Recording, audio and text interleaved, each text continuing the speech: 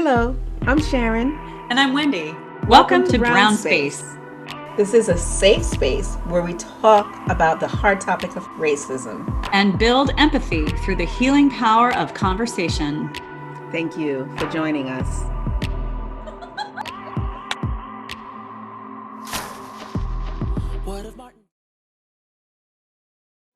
Indoctrination into the belief in racism, complacency for fear of speaking out, actual mental slavery, regardless of skin color, is what we have the opportunity to overcome at this point in history.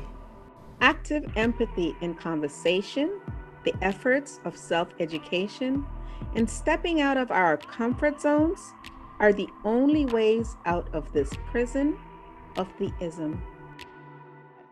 We are one race. We are the human race, right? The conversation of us being white or black or Asian, Latino, Native, it just depends on how far from the equator you moved, Right, right?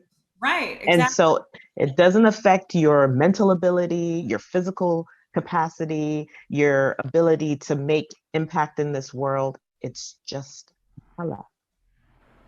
Yeah, it's melanin. It's just melanin. How long did your most recent ancestors live close to or farther from the equator? Right. But but the original ancestors, I loved the Red Table Talk when they invited Jane Elliott and Kaliah. You shared that one also with us, and Jane Elliott, who's been talking and teaching civil rights, human rights, and one race for lifetime, Decades. Hmm. decades, right? 50 years or something. Excuse me. Um, she's very clear in the way she talks about there's only one race, and it is just the melanin. And she said because people don't really know the scientists and historians don't have the exact date, but it's somewhere between 350,000 and 500,000 years ago. Our original grandmother in Africa, we all are cousins Yep. from 30 or her, 50th removed. Yep. right? Hmm. It's the coolest ever. Yeah. I actually cried when I heard that. Oh. I did. And I really appreciate this conversation about whiteness because I have had guilt my whole life, even from when I was about 4 years old, watching things around me. Growing up in Richmond, Virginia, um, it was very conservative. I'm not going to speak for how it is now because I'm not there and I can't address it. But then it was very, well, it was very racist. And not like intentionally cruel everywhere, but it was wrong everywhere. It was unequal everywhere, even in my own home. And I watched my mom and felt embarrassed and uncomfortable. And yeah, it was just the way it was. And as a 4 year old or a 10-year old, I didn't know how to deal with that, or I didn't have the wherewithal to challenge my parents. But I have carried that sense of guilt for being white, for being in the status quo, and felt like people resented me for it, people of color. Mm. And I have so appreciated this conversation over the past months in realizing that's just stupid. Nobody hates you because you're white. Sharon, you came out and told me that. I was like, thank you. That burden off. That's stupid. Why put a burden on something that doesn't exist? And then to discover that wait, whiteness is a culture. It's not a status quo. It's not a thing to take for granted. It's not the majority on the planet. Hello. And so to say, wait, whiteness is a culture, now I can let go of another layer of fragility or guilt, that gets in the way of the progress we need to make. It gets Hmm. in the way of opening minds and opening hearts if we're just walking around with guilt or shame for something as random as skin color. So, if there's only one race, wow. You It know was that an that economic piece of propaganda, wasn't it? Yeah. Economic propaganda. The King of Portugal had this man write this book that said anyone coming out of Africa is not truly human. Right.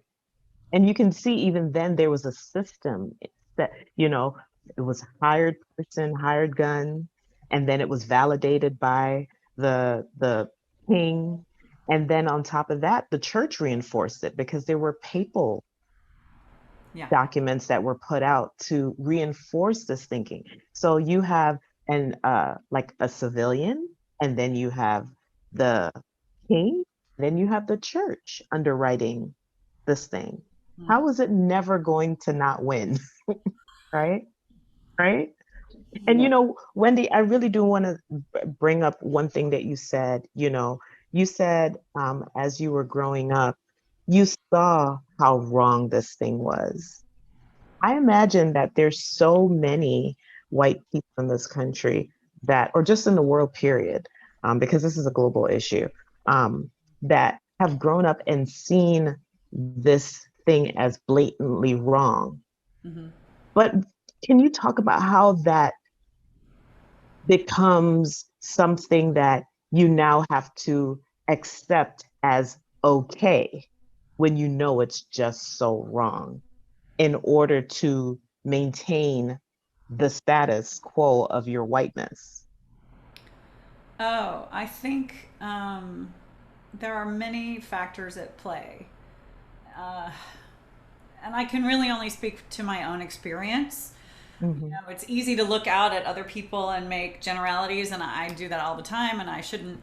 But in my own experience, I felt like an outsider a lot, even among other white people. So if I were around people of color, I really felt like an outsider. Mm. Um, I, I think that it gets down to needing to belong. We're so Mm. desperate as individuals, so you could even take the skin color out of it and say we're so desperate as individuals to belong that if we rock a boat, that, you know, we might fall into the ocean. Oh, wow. So it's Okay. fear of being excluded, fear of being singled out, and not part of the tribe, not Mm. accepted. And I really think, let's look at, gosh, you could look at so many things in history. You can look in the Bible, and it's just really rare and lauded, and amazing things happen when somebody who was in captivity with their entire nation, they'd been conquered in a war, and they finally speak up and go to the king and say, I'm so sad because XYZ with my people. And when that king would have compassion, instead of singling them out and throwing them in jail or beheading them or whatever, okay, I'll let you go rebuild that wall or whatever the request was. Um, you look at Nazi Germany. I mean, it was hard for most people to speak up, and the ones who, so many who did, were killed. Um, and am I going to be killed because I say Black Lives Matter or because I put a sign in my window? I'll be honest with you. Sometimes I worry about that. Mm. Um, or sometimes I worry just about violence in general based on something I might believe or say or how I live. And also because I'm a woman. So that's my take on it, is just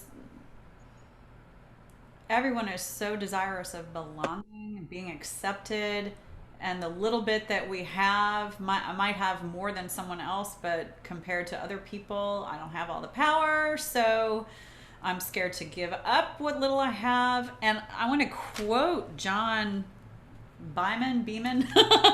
We need to find out his nickname. Last name. He said, yeah, he was talking about even, the whites in this country, white skinned people. Now, I don't even, I've just all of a sudden I can't say whites like it's a race. It's white skinned people. Um, Poor white skinned people who cannot rise above their hardships have frequently a dialogue that says, it could be worse. I might not be white. At least I'm white, At least I'm white. Yeah. right? Yeah. Yeah. Yeah. So it's a fear of losing what we've got, I think too. I don't know if that answers your question. No, I just that you gave a mouthful. I thought that was wonderful. Yeah. It's that whole, I was just looking, you saw me looking down, I was looking up that word, it popped in my head, indoctrination. And it Mm. usually refers to, religion or maybe systems like that, similar to that. But the indoctrination of the mind begins as soon as you come out, Yeah.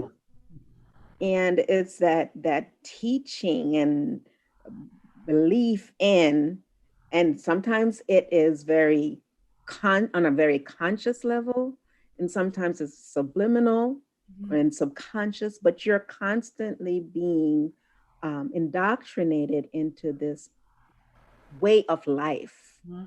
and what it is. Mhm. So how do you get past that, besides what it is that we're doing now, and hopefully igniting people to want to move past conversation once you've learned enough, awakened enough Mhm. to be mindful about when that little person, like with Jane Elliott, is in front of you, Yeah. to start to switch that. Yeah, her experiment with the brown eyes, blue eyes was amazing. Yep. It was. It was. I love what you just said about indoctrination, because what that did for me just now, it turned on a real light bulb to say that not only am I being indoctrinated in my experience as a woman of color in this country, but Wendy has been indoctrinated as a white woman in this country. Seriously. Um, and even someone who has a disability has an indoctrination in Mm-hmm. this country, right? There's always a conversation of, as she said earlier, what do I need to do to keep to be a part or remain a part of the tribe that I'm currently a part of? Because remember, our tribes give us our identity, right? And Yeah. without them, we have to reinvent who we are, or we have to come up with a new idea of who we are.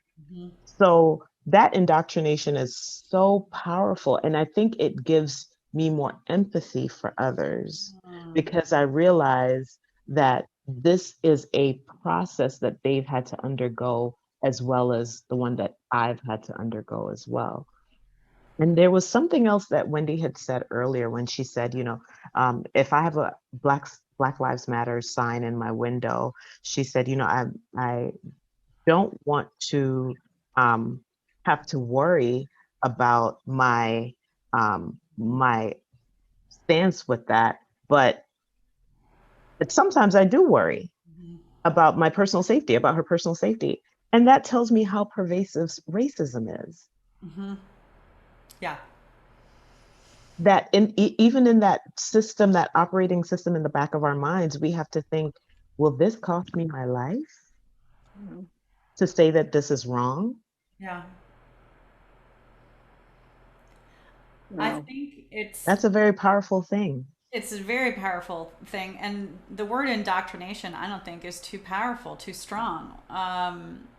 Sharon, while you were talking about that, I suddenly thought, holy mackerel, racism is like a false religion. Hmm. Because look at, Wow. I mean, most of the wars in human history happen because of different beliefs and or economics. And the religious holy wars or unholy wars throughout history. People wanting to dominate each other, and how can I justify this war without saying that I'm just so petty that all I want is more gold or more cash or whatever? Well, then I'll make them wrong. I'll make those people wrong. But so then within religion, what happens is that I believe A and you believe B and you believe one. So let's say we've got 3 different religions on this Zoom chat right now. In each of our religions, if there's a notion that somebody who's not our faith is going to hell, so to speak, then that's an indoctrination of greater than and less than, better than or worse than. And that's what racism, the belief of race has done.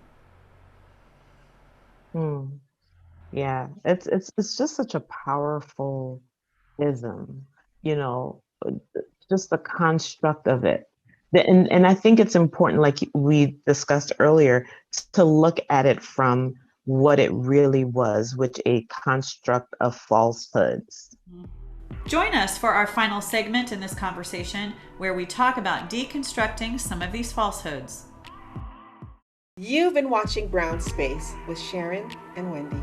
It's been so great talking and sharing here today. We look forward to your comments below, or you can email us at brownspace2020@gmail.com.